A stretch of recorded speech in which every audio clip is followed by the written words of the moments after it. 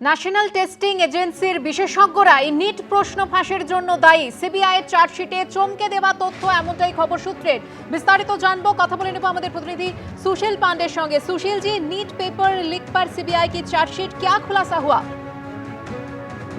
आज देखिए, नीट के पेपर के मामले में सीबीआई के द्वारा जो चार्जशीट दाखिल की गई है, उस चार्जशीट में सूत्रों के मुताबिक जो जानकारी मिली है, उस जानकारी में सीधे तौर पर नीट पेपर लीक का खुलासा करते हुए सीबीआई ने ये कहा है कि ये जो पेपर लीक हुआ है वो प्रिंटिंग प्रेस में ना होकर जो पेपर बनाने वाले टीचर्स थे उनके द्वारा ये पूरा पेपर जो है वो लीक किया गया है। चाहे जूलॉजी की बात करें, बॉटनी की बात करें, केमिस्ट्री की बात करें, इन पेपर्स को बनाने वाले तमाम जो स्पेशलिस्ट टीचर थे, चाहे वो मनीषा गुरुनाथ मादरे हो, केमिस्ट्री के विशेष जो टीचर हैं प्रहलाद विठल राव कुलकर्णी, यानी कि जिन्हें पीपी कुलकर्णी कहा जाता है, मनीष संजय हवलदार, इन तमाम लोगों के जो टीचर्स थे उन लोगों ने मिलकर कैटेगरी वाइज इस पेपर को लीक किया है और सीधे तौर पर पैसे के मद्देनजर ये पेपर लीक किया गया है।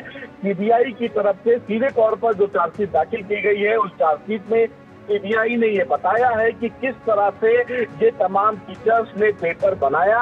उसके बाद पुणे में स्थित अपने घर पर इन्होंने एक गोपनीय मीटिंग की, जिसमें तमाम ऐसे स्टूडेंट्स थे जिनको बुलाया गया था और उन्हें उस पेपर की क्वेश्चन और आंसर को बताया गया। तमाम जो स्टूडेंट्स थे उन्होंने अपने हाथों पर इस पूरे क्वेश्चन को लिखा ताकि इसका कोई डिजिटल फुटमार्क ना हो।